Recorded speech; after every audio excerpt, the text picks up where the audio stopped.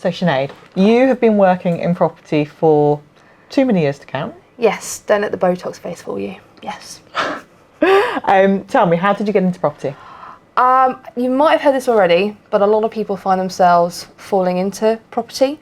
I was a struggling stage manager trying to find a job in the West End, and I couldn't find a job, and I needed something to keep myself going and staying in London, and I called a recruiter and they said, do you want to still work in London? I went, yeah. Do you want a car? Do you want a phone? I went, this sounds amazing.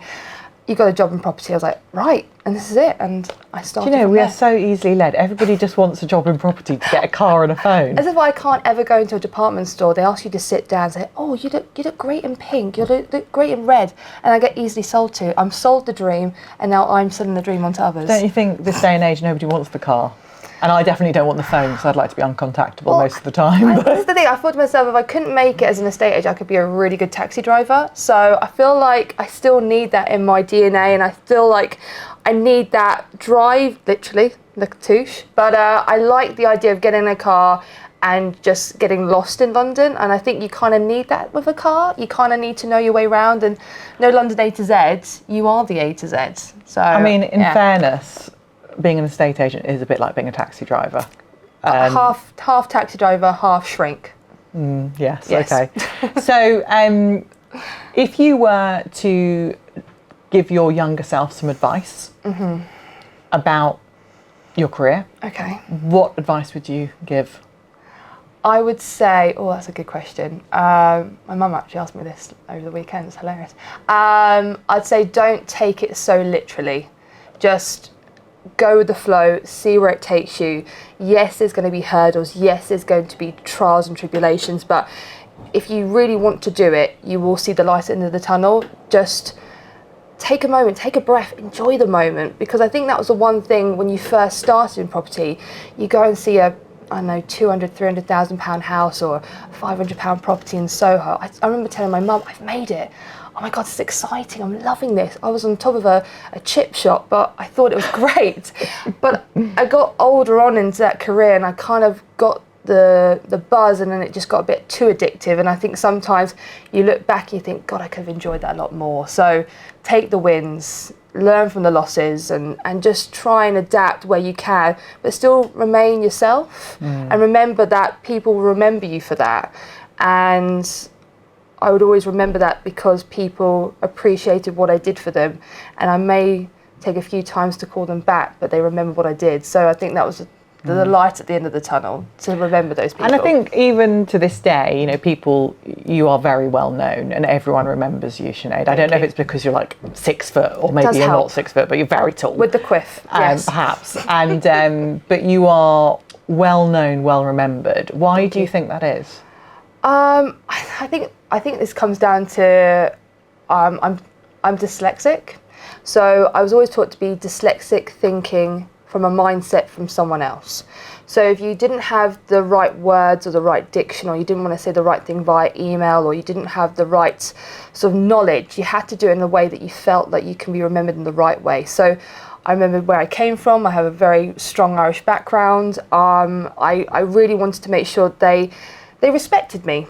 So I may not have had the answer there, I might need some extra help, but they knew they could always come back to me for sound advice. And again, like we said at the beginning, half shrink, half taxi driver. So having that ability, and I think when we started off in this career, being able to work till 10, 11 o'clock at night, which is the norm back there, I think they remembered that. And I think that's what I try to remember, and I think I've carried that on, and I have the ability to remember people's names. And I think that's really important. You may forget where they come from in terms of an agency or a company, but oh, I remember you. You're Shelley from 7 years ago. How are you? And they remember that, and they love that. So, and the ability to network. If you're in a situation where you get two people together and you can find what they like and keep them together and move on to the next person, they still remember you're still there and you're on to the next. I think that's the key. So, and what would you say is your most memorable deal? My most memorable deal was back in 2012. It was just before the Olympics, and we got a call from ASA.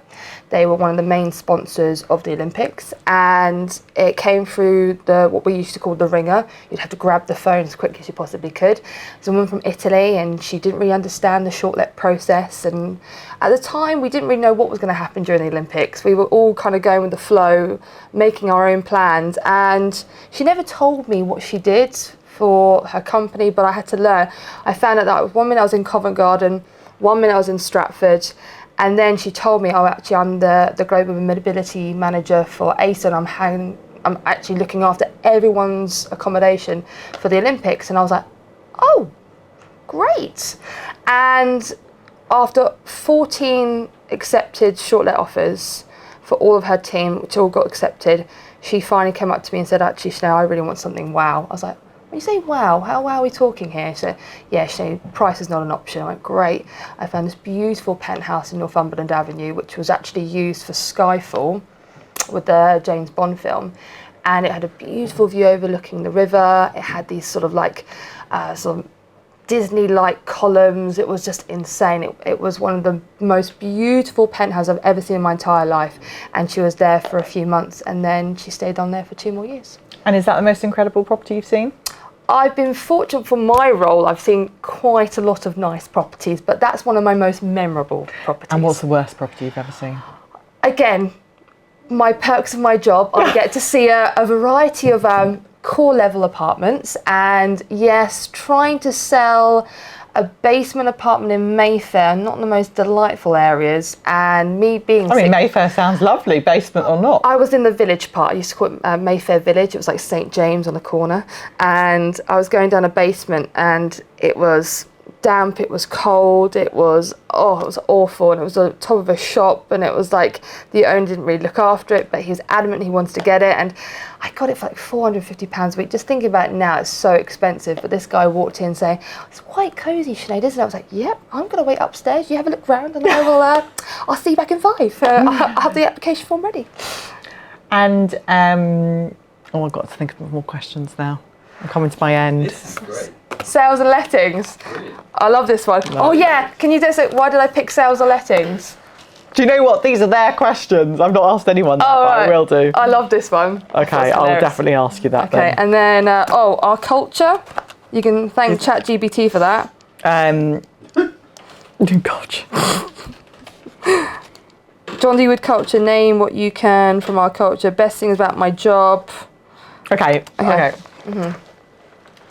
So, becoming an agent, you had a choice of sales or lettings. Why lettings? I came from a company where you were put in a room after your training and you were told what you were going to have, a preference. And that's good. Take away all decisions. Yeah, and I had an interesting chap who taught me a lot about my career. It was a name called Andrew Weir. A renowned individual in the estate agency world. He sat me down and said, Sinead, I don't think you have the patience for sales, so I'm going to roll a dice on you, and I'm going to give you lettings, but I'm going to give you the blue card. I went, the blue card? Yeah, Sinead, have you played Monopoly before? I went, yes. So look back and see what offices we have. And he said, you got Mayfair. And I ran out, I went, I'm going to Mayfair! Woo! I remember calling my parents saying, I've made it in London, I'm on the Monopoly board, I'm going to Mayfair. They're like, Jesus Christ. So yeah. And then you went to the basement flat underneath. And I went to the basement flat, and I had to sell this thing to them. But our area was so big. We were Mayfair, St. James, Covent Garden, Soho, Marylebone, Primrose Hill, Waterloo, Borough. It was so vast that we had to go through Buckingham Palace. I was in a branded car with a skeleton on it. So I had half people looking for a property and half people want to take a photo of me, going, oh, photo. Me in the car, and I just didn't get it. I'm just impressed that you fit in a Mini. I do. if you put it all the way down, you don't look so bad. And I really did, I rocked that car, but I kept it clean. And I think that's the one thing I have a stigma when it comes to estate agency, is that your brand, if it's a scooter, if you're walking, if you're in a gilet, that's the new thing now these days, or if it's your car, like if you have a dirty car inside or out, is a pet peeve for me. because you want to go in there because that's your walking office. That's where you do your business, you know. And I used to always go to a lovely little chap on Edge River and used to look after my car every Friday, and I'd clean it to the inch of its life. But that was my car. If it could be a branded Mini or a supercar, I made sure my car was spotless.